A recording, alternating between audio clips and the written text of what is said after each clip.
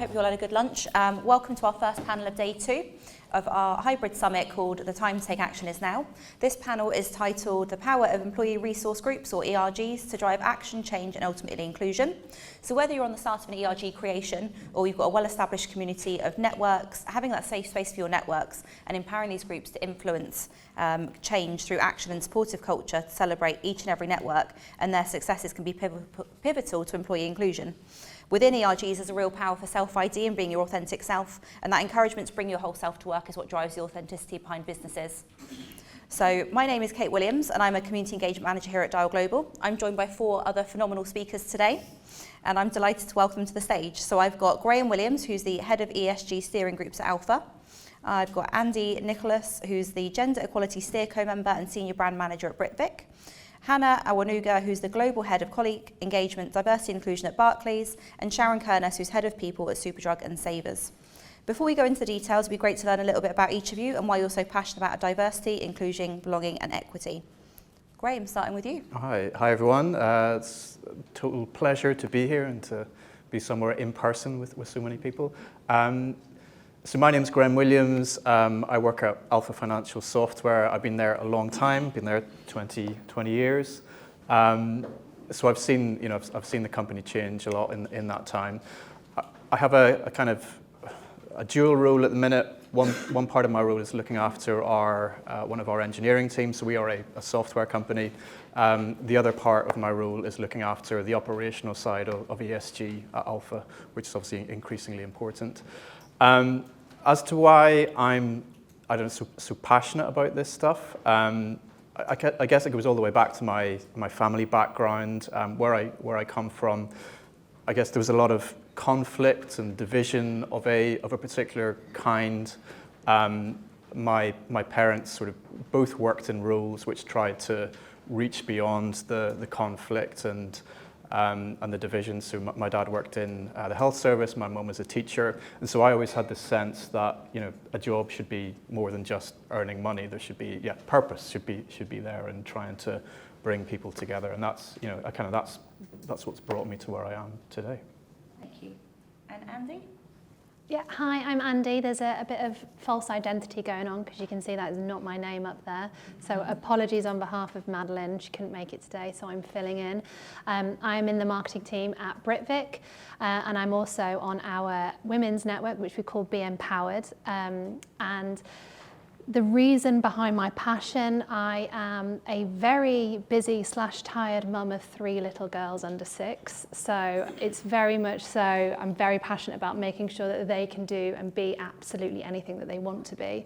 But also kind of coming into Britvic and why it was really important to me was my own experiences from previous companies and how I felt I was dealt with as somebody that went through fertility loss or went through kind of coming back from maternity. And that was really important to me, that nobody else went through what I went through, and so that's where my passion comes from. Thank you. And Hannah? Hi, so Hannah Awonuga. I'm the Global Head of Colleague Engagement for Diversity and Inclusion at Barclays.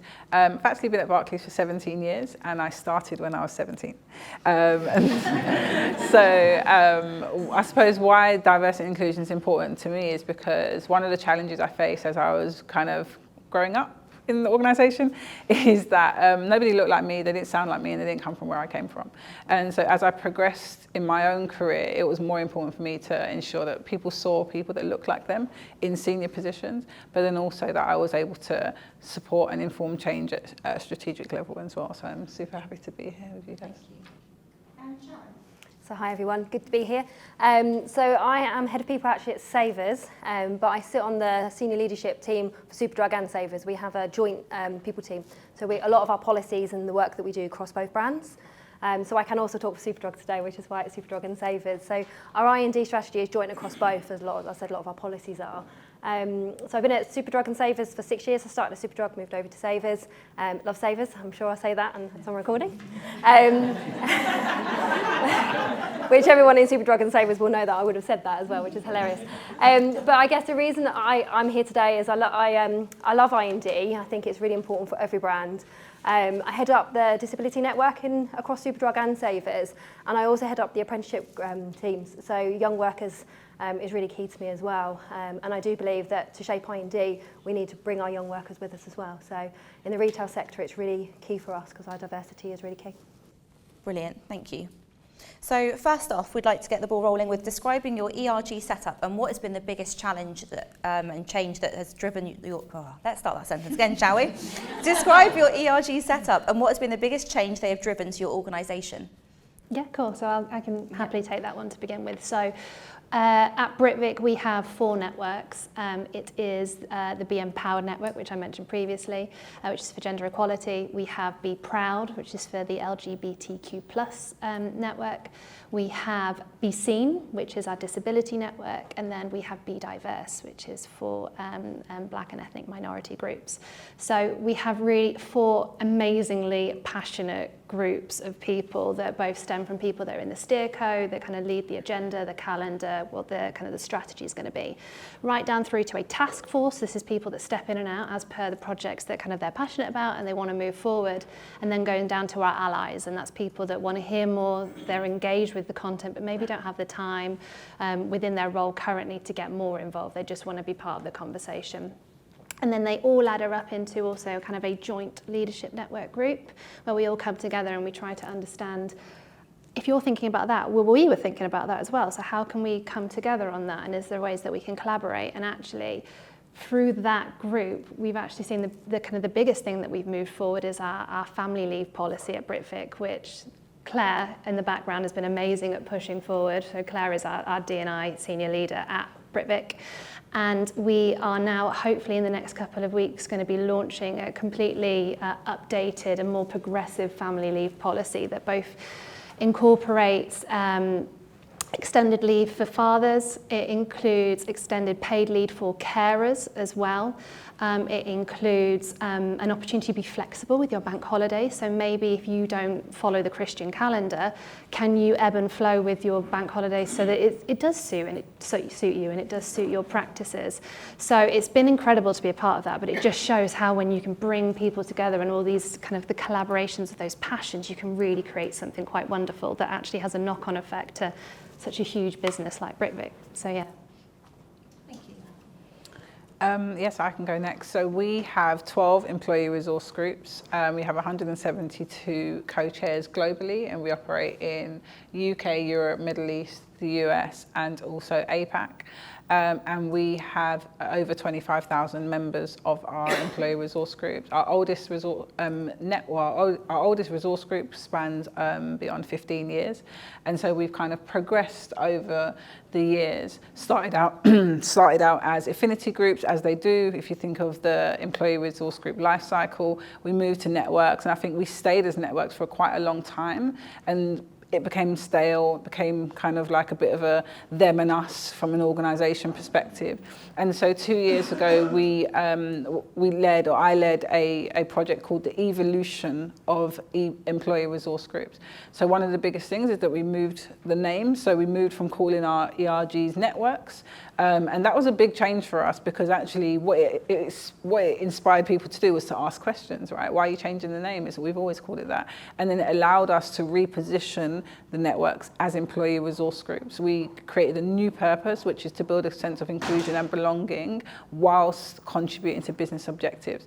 And so I think that's, for us, is the biggest thing.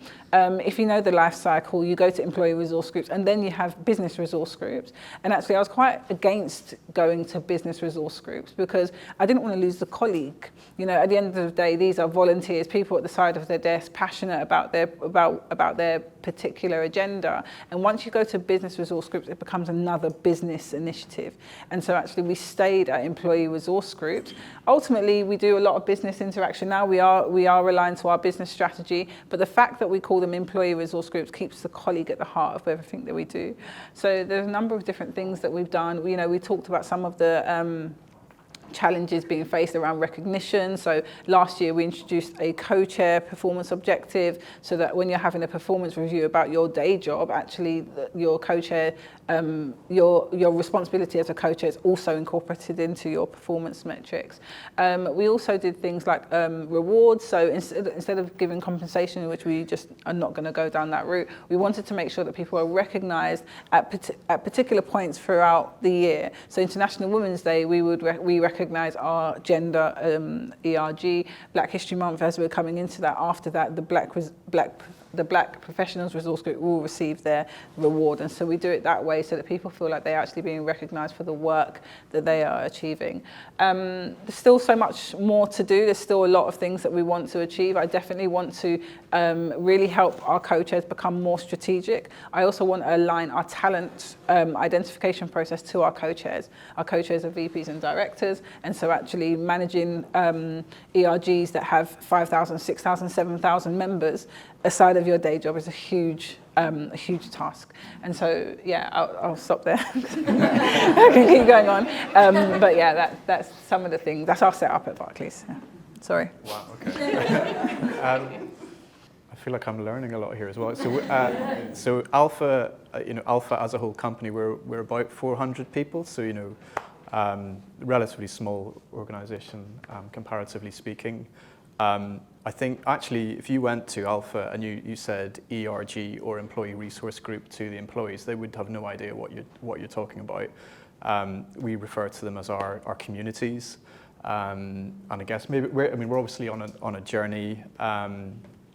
Our community there, we have 8 communities in total. It kind of started off like 15 years ago. I set up the CSR team, corporate social responsibility, as it was at the time, and I think that kind of laid the groundwork then for the communities that have sort of grown and sprung up in the in the years since. I think one of the challenges that we have at the minute is that trying to, obviously these are grassroots communities, lots of passion, lots of engagement from the employees, but what we're trying to do now is make sure that everything is joined up.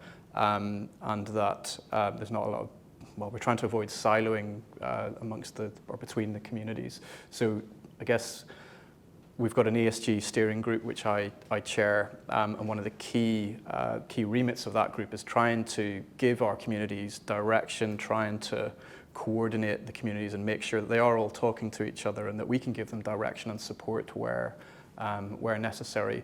I mean, we've got members of our senior leadership team, so our C-suite, there's a C-suite member in each one of the communities that we have, so there is a kind of a, I guess a platform there, a link to senior leadership within the company, but we're still figuring out how best to support those communities and I guess, get them set up in maybe a more formal manner, but without stifling the enthusiasm and genuine engagement that we see. It's come to me. I mean, I'm also learning lots here too. So our networks, actually, we've got 6. We started with 1 6 years ago, I think it was. We started with, at the time it was a women's network, which has evolved to gender equality. So we've got 6.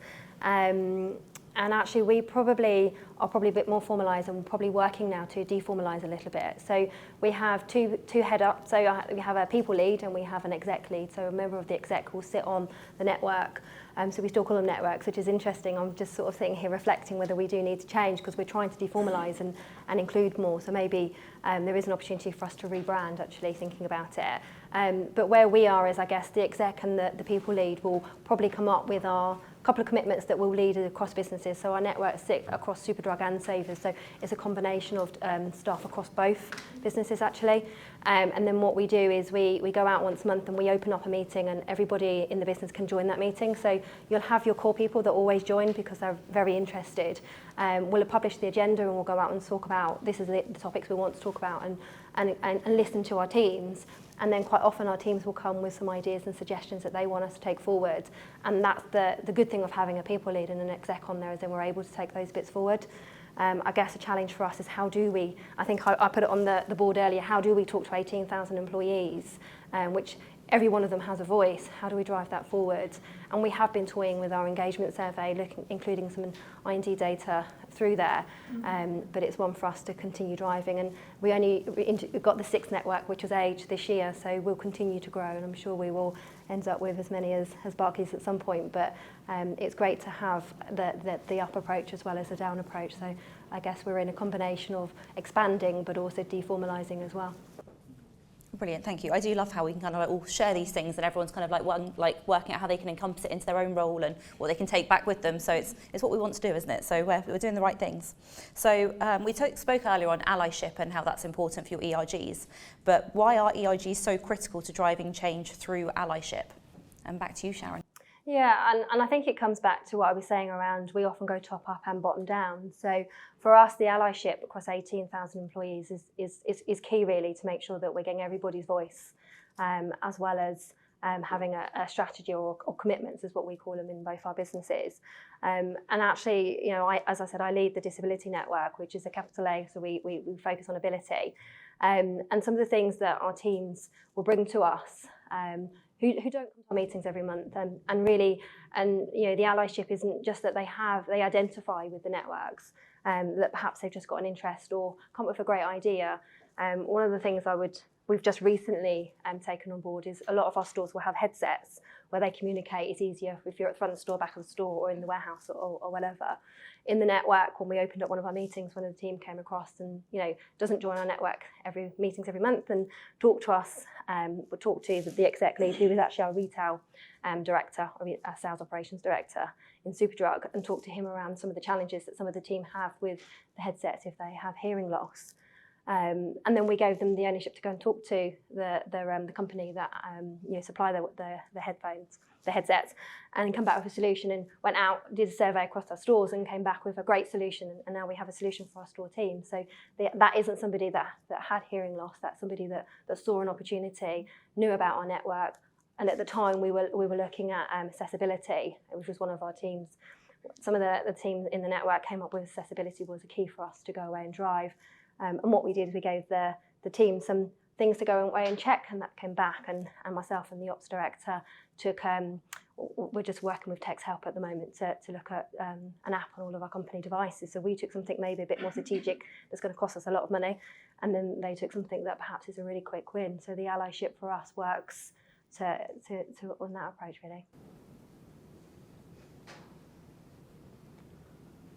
Talk a little bit about it. So I mean, from allyship from an Alfa point of view, I think one of the great things that our communities provide is the context in which to have some of these conversations. So I mean, just the most recent example I can think of is we had our company conference last Thursday and Friday.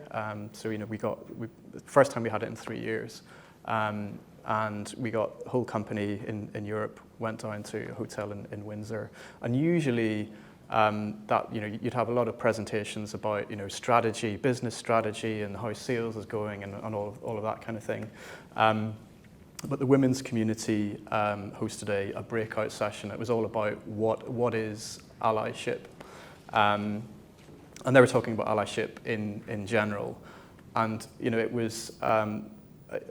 I'm not quite sure what level of engagement I was expecting, but it was in a room, and it was standing room only, and you could see people from across the business, all kinds of people that I was kind of, I'm surprised to see you in here, and it's just fantastic, because I was thinking, well, when else would we be able to have this kind of conversation? When else would you have a chance to explain to people what this is all about and the importance of, you know, of listening and empathy and all of these kind of things? And I was seeing, you know, people in there like, yeah, this is so great to see you here. And I think that's one of the fantastic things about the communities is there, you know, as I say, I've been at Alfa for a long time. Some of the conversations that we are having now, and they're kind of just accepted that we have these conversations, we would never have had 10 years ago, and certainly not 20 years ago whenever I joined. I don't know if that answers the question. I think the only thing I would add is that, to your point, people want to know how to be a good ally. You know, like everyone wants to be an ally. And so one of the things that we did was create a resource that really speaks to allyship. We call it the Allies Toolkit. And so the Allies Toolkit has information about being an ally for each of our 6 agendas. We have 6 agendas, which is gender, LGBT+, multi-generational, multicultural, disability and socioeconomic. And so in the Allies Toolkit, we have 6 chapters, and each chapter will walk through how to be an ally for that particular agenda.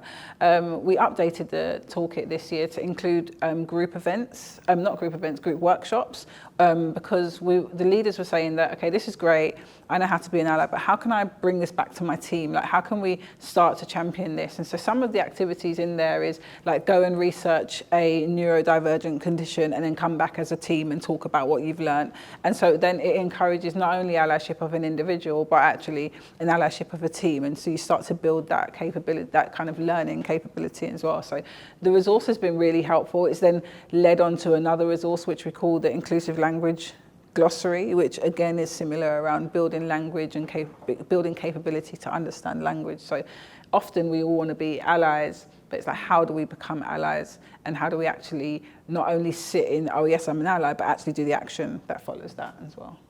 Yeah. And I think mostly everything's already been said, but I just say from a Britvic perspective how important our allies are to us, so that we know that we have people around the business that we have commonalities with, that we can look to for advice, that we can bounce off ideas. We get a lot of our great ideas from our allies and from the people within our networks, and that can actually feed into our strategies and how we set out our calendar for the next year.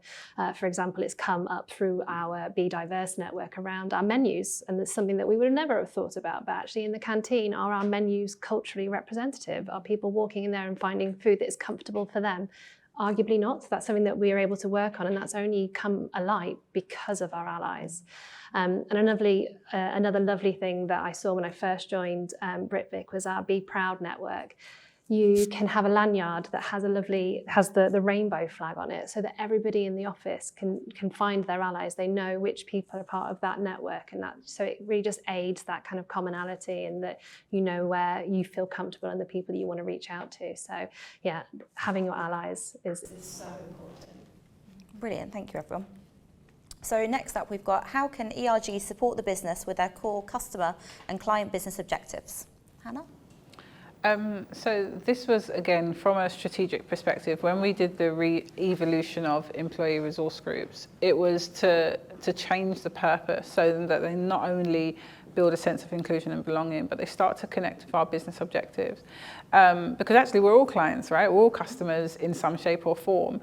And so for a product organisation, a financial organisation like Barclays, actually, you should ask us, and ask us what banking needs we need. Ask us if that particular product is going to serve our communities.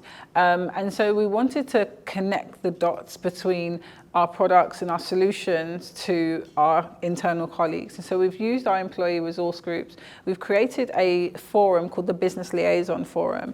The forum is representative globally of all of our diverse groups, and they are members of our ERGs. And so every other month, we invite the business to come and talk about a product or a solution that they are creating. And so, and not only product and solution, but policies as well. So our family leave policy, they came to the Business Liaison Forum so that they can hear from the LGBTQ community, what does that mean for them? Or for a Black and Asian community, is there anything different? We know that Black women are 5 times more likely to die in childbirth. What does that mean for the family leave policy? What does that mean for our sickness policy? So the Business Liaison Forum is there to help us drive better outcomes for our clients and our customers and our colleagues by using the voice of our colleagues. And so for me, it was a really important thing to introduce, because that's when you start to talk, senior leaders, you have to talk about bottom line, you've got to talk about money. And so that's how we connected the dots. You want better outcomes for your clients, and we are clients. So talk to us and find out from diverse communities if the products that you're using, the products that you're creating, the solutions that you're creating, the offerings that you're giving to your clients make sense for the diverse communities that we serve in. So for me, it was really critical for us to be able to do that. And it's evolving, and more people are coming to ask us advice about different elements of what they're working on. And so the ERGs are now being recognised as a resource that can actually drive customer outcomes. I can carry on from there. So at Britvic, we have a kind of a wider business strategy, which is our Mission 2025, and part of that is healthier people, healthier planets. That goes both externally and internally. Obviously, we're creating and manufacturing drinks, so we're thinking about removing sugar, those sorts of things in terms of healthier people, healthier planet, removing plastics, but then also from my perspective in marketing, and something that's been driven up from our ERGs and from our Be Diverse network is there's a company called Black Representation in Marketing, and it's BRIM. And so now it's been championed, and it's something that we have now set as a kind of like a mandate in terms of anything that we release from a brand perspective, any campaign, we need to look and ensure that our representation, we have a 30% benchmark that is that we are representative of our audiences and of the British public. But then also how we can ebb and flow that as per our different brands. So for a brand like Tango or Pepsi, we need to make sure that it's 45% minimum benchmark, that we're actually being representative in our marketing, as well as kind of everything else that we do within the business internally. And that's really has been driven by our ERG. So, and that's super, super important that we do that, and we continue to do that moving forward with all of our external marketing. I think from an Alfa perspective, okay, we're a software business, but fundamentally we're a people business. It's all about the people. Without our people, we're really nothing. So our communities are they're obviously a key way of attracting people to come and work at Alfa. They're increasingly part of the I guess the careers cell that we give for Alfa, but also retaining people. The industry that we work in is complex. Our software is it takes time to get up to speed and to be able to develop it and implement it and all of that kind of stuff. So we need to retain our staff. We need to make sure that this is a great place genuinely great place for them to work. And the communities are one key way of doing that, and that's kind of within Alfa itself. But also what's become more important or increasingly important is our relationships with our customers. We've always kind of prided ourselves on we're not just a supplier to our customers.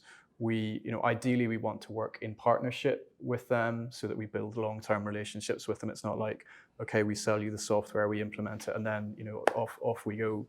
We want to continue to working with the customers, and so increasingly it's not just on the business side. It's how can we engage in some of the more ESG matters, and that's there are a handful of clients where we're really doing that and learning from them, and they're learning from us, and things that on communities and environment and stuff like that. So it's hugely important, I think.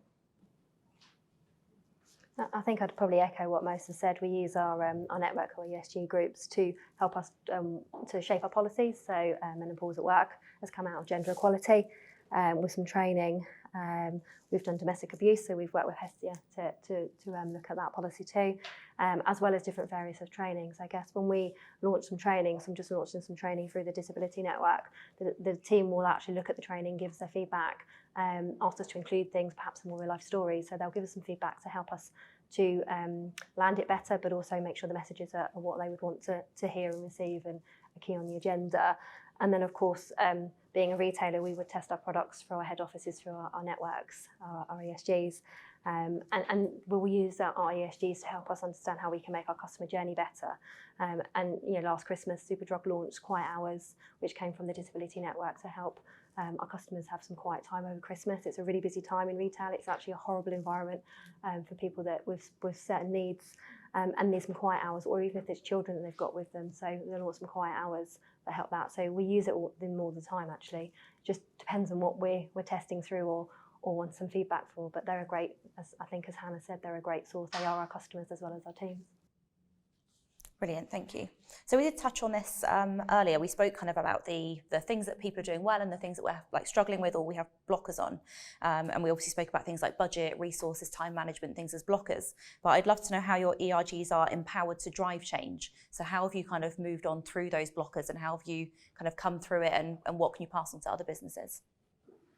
From an Alfa perspective, I think we are formally giving the communities time and budget. So that's, actually we're going through the process for 2023 now to go, right, everyone, give us your budget request for next year, and just to let them know that you can ask for money. I mean, again, when we started the CSR team 15 years ago, there was no notion of us having any kind of budget. I don't know how we got stuff done, but we somehow did. But you can't do that anymore. So it's coordinating the communities, showing them that they can ask for budget, how they do that, what the process is. Also giving them the support from, as I say, from our C-suite. There is a member of the C-suite part, like an integral part of each of the communities. So that means there is that communication that's going on, so things don't or shouldn't get lost. And also making sure that there is a consistent platform, I think, for the community. So we have we call them social talks. They were running pre-pandemic, but it was all kind of, it was in person, and it just depended on who would be in the Alfa office at the time. Pandemic came along, we moved to doing it all via Zoom, but it meant that we got a lot more people joining these social talks, and they pretty much got taken over by the community. It's now very much the social talks that we have. We probably have, maybe 2 or 3 a month, but the content is very much driven by the community. So they know now that there is a platform for them to get things across, to get the message across, and they know that they will get the engagement, and they have the confidence that senior leadership will back them. I think another part of it as well, though, that this is something that we're working through at the minute, is letting our communities know that they don't have to solve all of the problems themselves. So yes, they can flag things up if there are things they want to see changed, but it doesn't have to sit with them to solve the problems. They can rely on, whether it's our L&D function or HR or whatever, that they can raise these things, and then there are business units, other teams who can sort these things out for them. It's not just down to them, and I think that's maybe something that we missed in, let's say, over the last 6 to 12 months.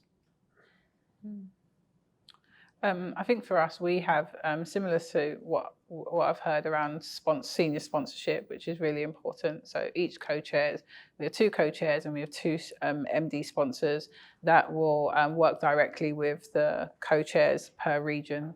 And I'm currently working on a program called the ERG Leadership Board Program, which hopefully will land next year, which will invite more senior leaders to come on board and support our ERGs. And the idea is that, our ERGs are empowered. They have a budget, they have a strategy, they have large committees that they kind of are able to kind of lobby change. We kind of recognize that there is this real need for employee activism in the workplace now. People want to share their views, their personal views. And so we need to be able to harness that. I had a great example was with the Roe versus Wade ruling that happened in the US. Even our UK gender networks wanted to talk about it. They wanted to voice an opinion. They wanted to kind of be a part of the conversation. And so although there were limitations from legal, any legal professionals, there were limitations because of, there are certain rulings in the US that prohibit, organizations stepping in. We still wanted to give them a voice. And so that, for me, empowerment is allowing them and giving them the safe space to be able to do that. And so our sponsors are able to help them. Obviously, they have a budget that they can use to do various different things. And so I'm really hoping to introduce this leadership board program, because it will allow more MDs to get involved with our ERGs, create more opportunities to mobilize some of the stuff that they want to do. It's very difficult for me and my team to help them do these things. So batting it back to the leaders to say, actually get involved and help them mobilize some of the stuff. So that's from Barclays. Yeah, I'd probably agree. I think having an exec sponsor on the ERG networks for us probably does help us drive. Each ERG has a budget, which allows us to do events, allows us to spend money in different ways. But sometimes some of the things that the ESGs will come up are free. So quiet hours in Superdrug didn't cost us any money other than maybe a bit of PR, a bit of comms. It didn't really cost us very much, but the return is so huge. And I think it's talking to people around actually what the return's going to get at us, not only just with our teams, but with our customers. But I definitely agree, having the exec sponsor on the networks actually does work for us, because it does drive key things forward. And if it's more than the budget that the team have, then if we are going to see the return and it's the right thing to do, then generally it just push it through. Yeah, I don't think I'm going to add anything wildly different. It's exactly the same. Having that senior leader voice, that advocate, that weight behind them to actually push something through. I think from people like myself, you have this amazing idea, you think it's the most important thing in the world, but then it's like, how do I get this through? Who do I need to get this signed off by? And just having that person that you can approach, you can talk to, that has that weight in the business and says, no, it's fine. I can remove those blockers. I can make this happen. This is so important. That relationship is so important, and I think it's a mandatory in every single network group that anyone wants to set up. I did have another point. It's completely left my brain. I'll think about it tonight and I'll regret it, but yeah, thanks. Brilliant, thank you. Well, thank you to everyone for your time on this panel. So I think, as we've kind of discussed throughout this 45 minutes, ERGs really are the core of the business, and that's what's helping to drive change, whether it's empowering your employees, whether it's empowering people that you're going out there and working with every day, and kind of the people on the ground all the way up to the top level leadership teams. It's kind of embedded in the core of every business, and everything from like your small businesses like Alfa, where you've got less employees, up to your Barclays with your tens of thousands of people who get involved, and your global companies. I think it's something that everyone needs to be doing, and I think that's been apparent through all of this discussion and the conversation this morning, is the benefits of ERGs and the power they have and how they can drive that change. And I think it's great, the work that people are doing, and it's been really great to hear some of the things that you're doing. And hopefully everyone's kind of thought of something they can take away with them and go and pass back to colleagues and share with them. Alternatively, this panel will also be available for our members through the community. So make sure you're on there and you can share that with your colleagues as well, so they can also take away all the great things that we've discussed today and use that to drive that change as well, and use that as a resource. So don't forget to tag Dial Global and use our social media handle, Moving the Dial, on anything that you put on social media for today. We love to see all your pictures, and we'd love to also kind of get a bit of feedback on how you found the day and what else we could be doing, what other topics you'd like us to touch on, and other ways we can get involved and support you in your businesses. And I love ERGs, so your ERGs as well. Please do join us after this short 10-minute networking break to hear from the extraordinary leaders about mental health and wellbeing and why it can no longer be ignored in the workplace. Thank you very much again.